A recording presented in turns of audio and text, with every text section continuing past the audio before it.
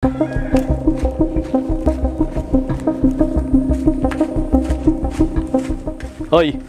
asan yung tatay mo? Bakit po? Ano pong kailangan nyo? Asan yung tatay mo? Ang laki ng atraso niya sa akin ah. Bakit po? Ano pong nagawa ni tatay? Alam mo ba ang laki ng pagkakautang sa akin ng tatay mo? Anak, sino ba yung sumisigaw dyan? O ikaw, anong balak mo sa utang mo? Kailan mo balak bayaran yon? Oh, ikaw pala, Boss J. Pasensya ka na. Nagipit lang kasi ako ngayon.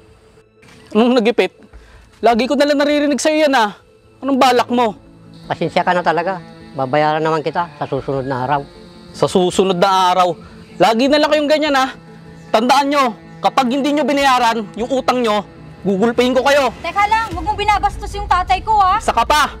Huwag mong duduruin yung tatay ko ha. Tandaan mo, nandito ka sa bakuran namin. Pwede kitang ipapulis. Tandaan nyo ah, lalo ka na tay. Kapag hindi mo binayaran ng utang mo sa loob ng 1 linggo, alam mo na mangyayari sa inyo.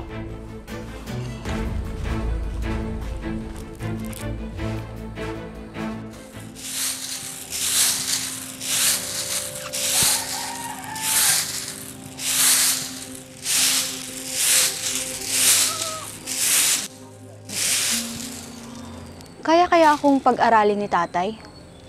Para naman makapagtapos ako ng pag-aaral at magkaroon ako ng magandang trabaho. Baka sakaling mag-iba naman yung pamumuhay namin. Naaawa ako kay tatay, sa pagsasaka na lang kami nabubuhay. Bahala na nga, basta sasabihin ko sa kanya.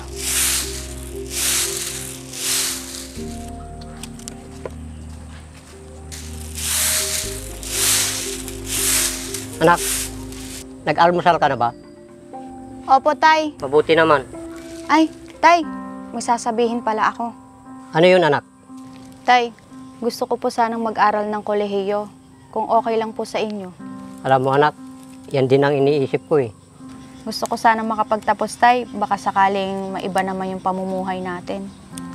Yan din sana ang gusto ko, anak. Ang makapagtapos ka ng pag-aaral, di gaya sa akin, hindi nakapagtapos. Ibig sabihin, tay, pag-aaralin niyo talaga ako? Oo, anak, kung porsigido ka makapag-aral, mas porsigido ako makapag-aral ka. Salamat, tay. Pero, saan tayo kukuha ng panggastos natin sa pag-aaral ko? Huwag kang mag-alala, anak. Akong bahala. Meron tayong bukid na pwedeng isanla o kaya pwedeng ibenta kung sakaling magkagipitan tayo sa pera. Huwag naman sana, tay. Para hindi na tayo umabot sa pagbebenta ng bukid natin para lang sa pag-aaral ko. Alam mo, anak, kung yun ang kinakailangan, gagawin ko.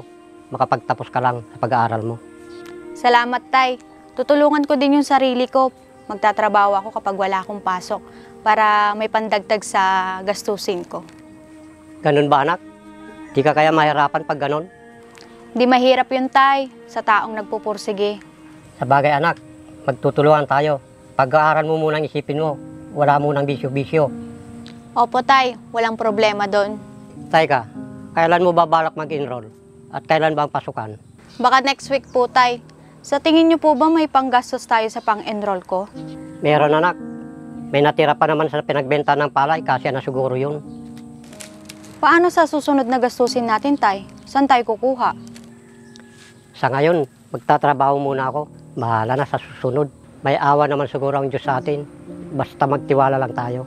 Sige, tay. Maraming salamat po.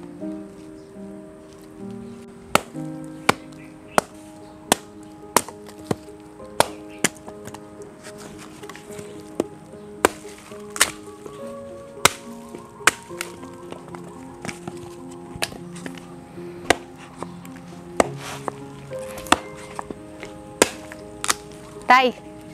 Tay, pasok na po ako. O sige, anak, mag-ingat ka. Tay, parang kailan lang matatapos ko na yung 1 taon. Oo, anak, kaya magsipag ka. Teka, tay. Di ka ba nahihirapan sa mga gastusin para sa pag-aaral ko? Di naman masyado. Maganda-ganda naman ang anihan natin ngayon. Ganun ba, tay? Oo, anak. Ikaw, anak, di ka ba nahihirapan pagsabay ng pag-aaral at pagtatrabaho? Ay naku, tay. Walang pagod-pagod sa taong porsigido. Sa bagay, anak, tama ka dyan.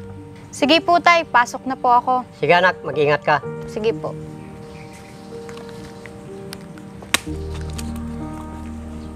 Tay? Tay? Tay? Oh, anak, nandiyan ka na pala. Tay, tapos na po yung klase namin. Bakasyon na po namin ngayon. Pasado ko po lahat ng subject ko. Galing mo naman anak, pagpatuloy mo yan. Opo, Tay. Tay, nga pala, may pang-enroll pa ba ako next sem? Meron pa anak. Akong bahala, huwag mo nang isipin yun. Ganun po ba, Tay? Sige po, pasok na po ako sa loob. Sige anak, bihis ka muna.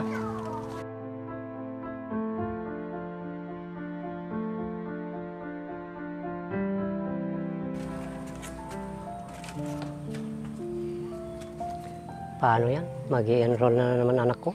Saan kaya ako kukuha ng pera? Hindi pa naman maganda yung ani namin ngayon. Subukan ko na lang umutang ulit. Siguro kay kumpare.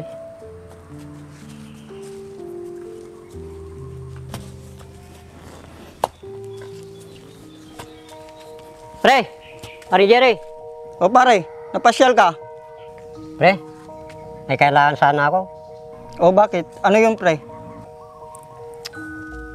Pre, pwede ba akong mirap sa'yo kahit konti? Pwede naman pre. Aanhin mo ba? Pang-enroll sana ng anak ko pare. Medyo kinapos ako ngayon. Ganun ba pre? Magkano bang balak mong utangin? Kahit 10,000 lang sana pre. Sige pre, pahiramin kita. Pero may tubo, 10%. Oo pre, walang problema. Babayaran ko kagad. Sakto pre, may pera ako dito, 10,000. Salamat pre, malaking tulong to sa anak ko. Bakit pa kasi pinag-aaral mo pa ang anak mo? Tapos ngayon, nahihirapan ka. Porsigido naman yung anak ko pre. Kaya maski nahihirapan ako, pinipilit ko. Mabago lang takbo ng buhay namin. Baka sa susunod dyan pre, sasanlam mo na yung bukid mo para lang makapag-aral yung anak mo. Kung gano'n ang mangyayari pre, gagawin ko. Makapagtapos lang siya. Sige pre, basta ikaw ang bahala. Sige pre, salamat. Alis na ako. Sige pre, bayaran mo, may tubo ah. Sige pre.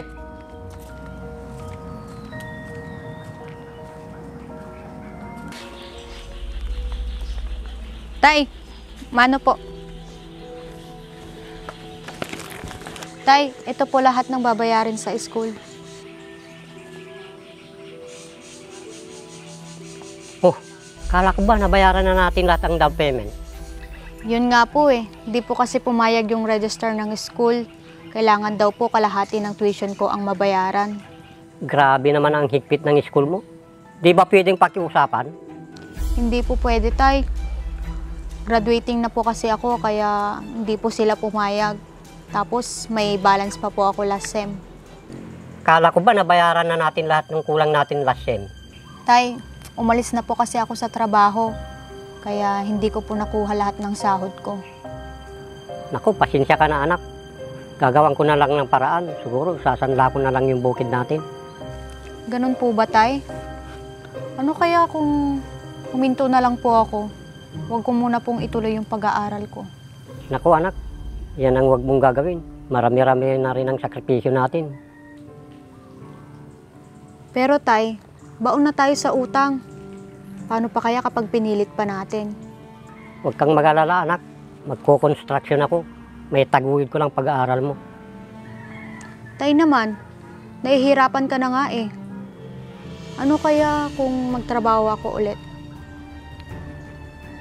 Hindi anak. Buo na ang desisyon ko. Sasanla ko na yung bukid. Kakausapin ko yung kumpare ko. Sige po, Tay. Kayo pong bahala.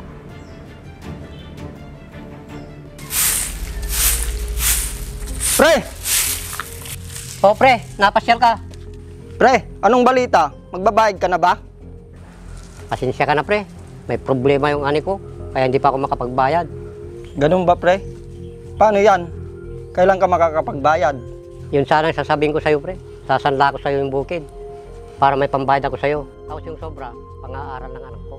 Yan kasi ang sinasabi ko sa'yo pare. Bakit mo pa kasi pinapaaral yung anak mo? Ngayon, nahihirapan ka na. Di naman sa ganun pre. 1 taon na lang titisin ko. Pag nakapagtapos siya, kakahanap na rin siya ng trabaho niya. Ikaw bahala pare. Teka, magkano bang gusto mong sanla sa lupa mo? Kahit na 100,000 lang sana pre. Sige, pwede naman. Total, sanla lang naman eh. Babalik naman ang pera ko. Sige pre, Kailan ko kaya makukuha? Itong linggo rin, pre.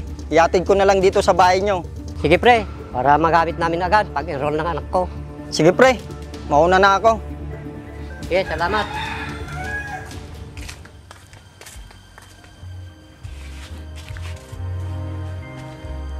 Tay, sa kanya mo na ba sinanla yung bukid natin?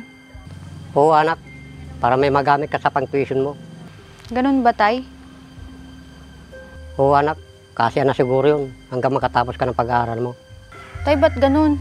Minamaliit tayong mahihirap. Narinig ko kasi kanina parang ayaw niya ako makapagtapos ng pag-aaral. Pabayaan mo na yun. Huwag mo nang isipin yun anak. Tay, kapag ako nakapagtapos at makaluwag-luwag tayo sa pamumuhay, tayo naman ang magpapautang.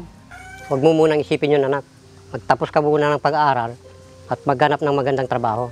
Opo, Tay. At pag yumaman tayo, umanda yung mga taong nagmamaliit sa atin. Anak, huwag naman sana ganyan ang isipin mo. Kaya ka nga nag-aaral para malaman mo ang tama at mali. Ang mabuti at masama, kaya huwag mong isipin ang magiganti. Opo, Tay. Kapag lumuwag ang buhay natin, dapat nakatungtong pa rin yung paa mo sa lupa at huwag kang magmayabang. Ganun ba, Tay? Oo anak, dapat marunong kang lumingon sa pinanggalingan mo dahil doon ka galing. Opo, Tay. Naiintindihan ko po. Kung makahanap ka man ng trabaho para sa sarili mo, para sa atin, hindi para higitan ng isang tao. Opo, Tay. Alisin mo ang galit at inggit sa puso mo anak.